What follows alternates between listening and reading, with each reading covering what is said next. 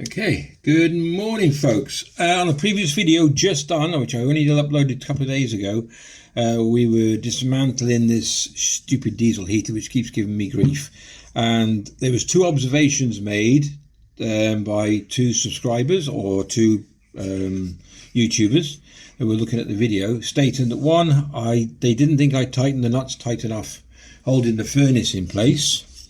So those three there.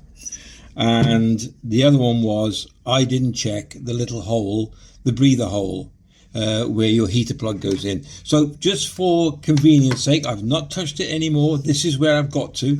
I've took the fan off, I took the cover off, piece of cake to do, and we're now going to look at this together. So I've not touched this, and I will, confession, I did not look. You're dead right, I did not look at that hole. So we're going to do that. So first of all, we're going to crack these, and I want to prove a point. So here we go. These were tight. I cannot undo them by hand. Okay, so I know I did them tight. All right, so here we go. Here we go. So that's, I want to just get that one out of the way. All right. So all three were not hand tighted. They were tightened up afterwards. There we go. Right. So let me just pause you now. Let me just get this out. All right. Okay, just to show that I'm not cheating. I know people think you are, but you're not. You've got nothing to prove, so you might as well not. So now I've got the three screws out. Let's take the furnace out. And there we go. So it's still intact, all there. And yes, I'm going to use the same gasket again. Let's put that to one side, 2 seconds. Here we go. Now, I've not looked at this, and you're dead right. I didn't check it, and I should have done. So this is the little hole. Now, how the hell I'm going to check that? Let's have a quick look so you can put some light on this. And I'm going to try and zoom in.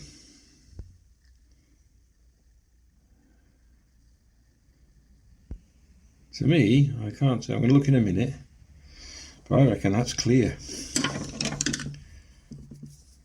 Oh, there we go. Let's have a look. Look at that.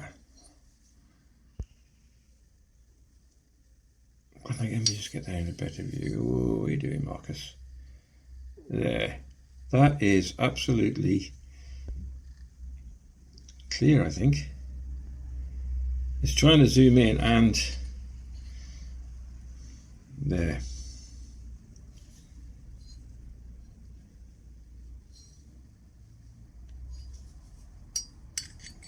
There it is, absolutely clean as a whistle. I have not touched this. I'm trying to get across to people that this is a brand new machine. It was brand new. It started smoking the first time I got it, and it just never worked since. That is clear. I've not touched it. I swear I've not touched that. I've not even got anywhere near, not to brush it or anything. That is as clean as a whistle. So there we go.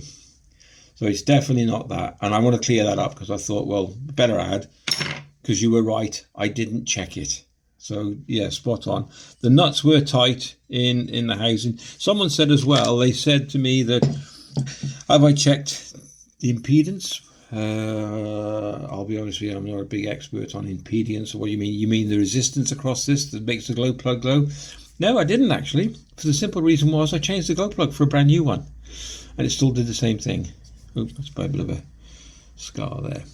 So there we go. That's where we're up to at the moment. I just want to clear that up. I'll put this on just to show people. I'll add it to. I can't add it to the video, but I'll put it up there. And yeah, we'll wait. We'll keep on with the saga. I've ordered the computer and the control panel and the fob. So when they come, we'll get all this jungle put back together again, and we'll have a look at it. It's good fun, really. Actually, I really enjoy it. So that was a good point. Thank you very much for pointing that out. That could have been blocked and it wasn't, so I'm chuffed with that. All right, take care, and we'll definitely catch you in the next one.